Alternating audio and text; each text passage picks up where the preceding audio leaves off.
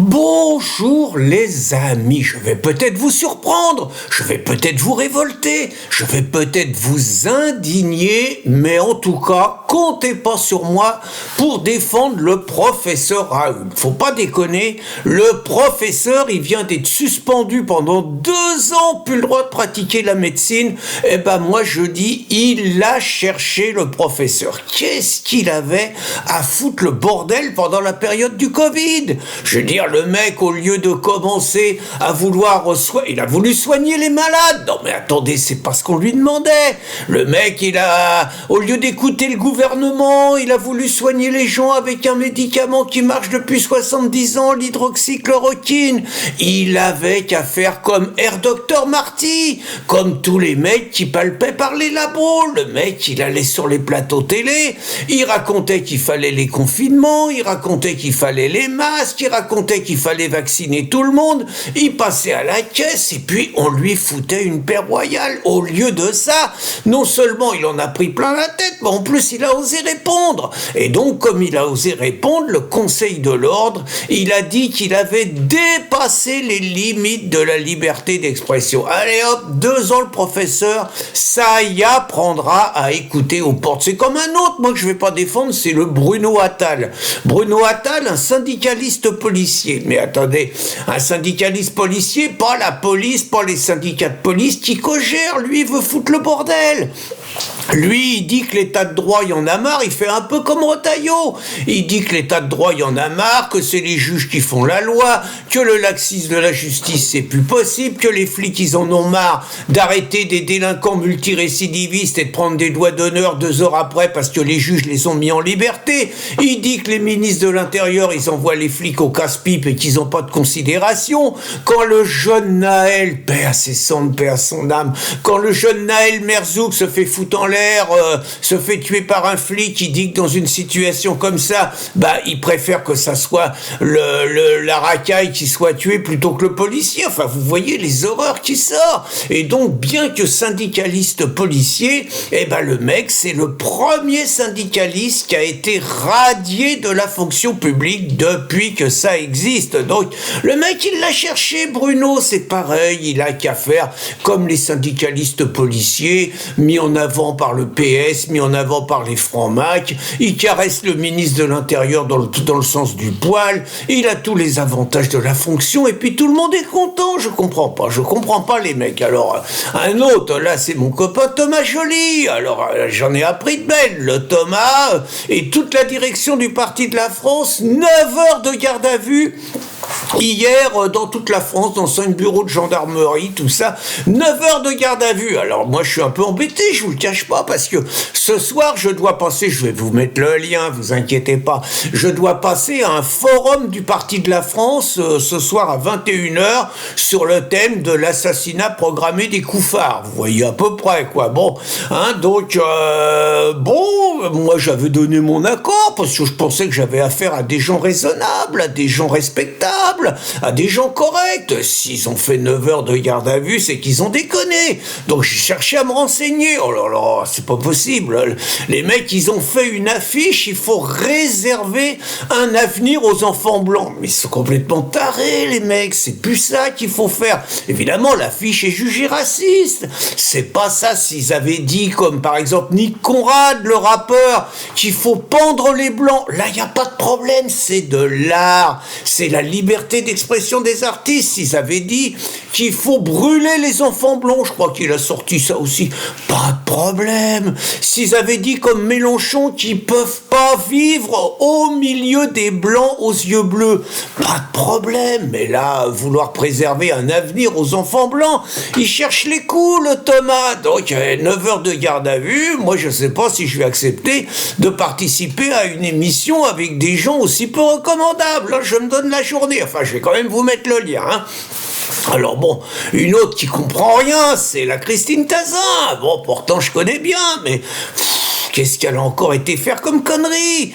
Là, elle se prend encore un interrogatoire. Elle a encore publié un article disant que l'islam, c'était pas trop compatible. Enfin, elle n'a pas dit du bien de l'islam. Donc, elle va peut-être faire plus que les 9 heures du Parti de la France. Elle va peut-être se prendre une garde à vue encore plus longue. Marquez, ça fait une soirée de libre.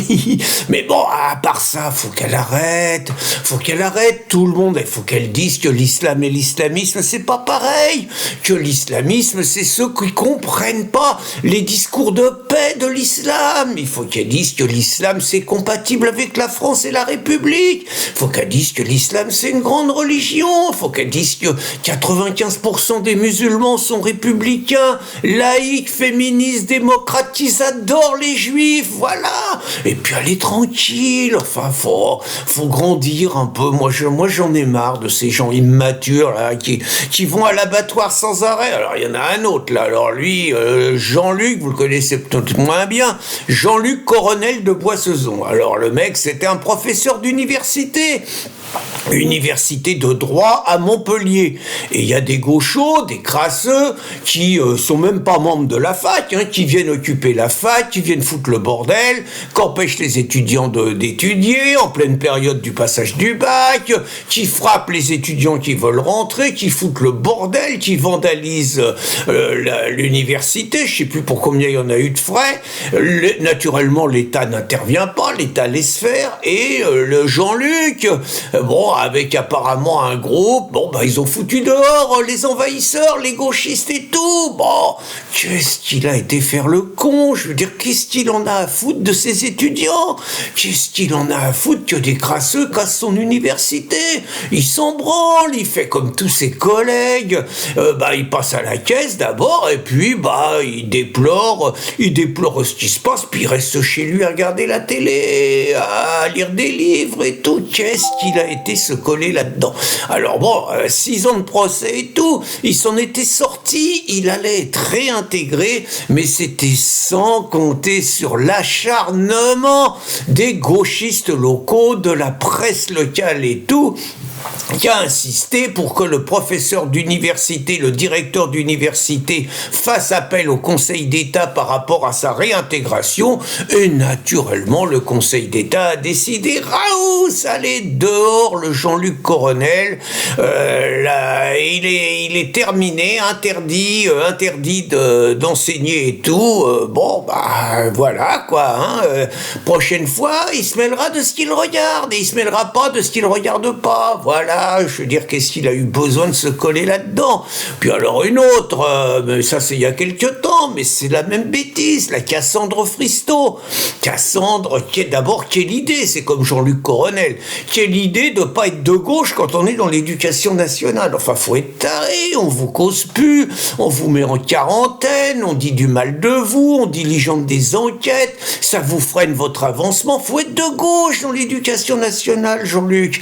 Et la Cassandre, c'est pareil, Cassandre Fristo, rien compris. Elle, alors, elle est catho-tradi, tout ça, et puis elle est comme le professeur Raoult et tout, elle était sur le Covid, elle disait que ceux qui voulaient confiner les gens, ceux qui voulaient les vacciner et tout, c'était des traîtres. Et donc elle c'était une complotiste, évidemment. Donc elle a fait des manifestations et elle a porté une banderole où il y avait le nom de tous les traîtres. Alors il y avait pas mal de non-juifs, mais il y avait pas que des juifs. Il y avait Macron, il y avait Véran, il y avait Ferguson, qui à ma connaissance sont pas juifs.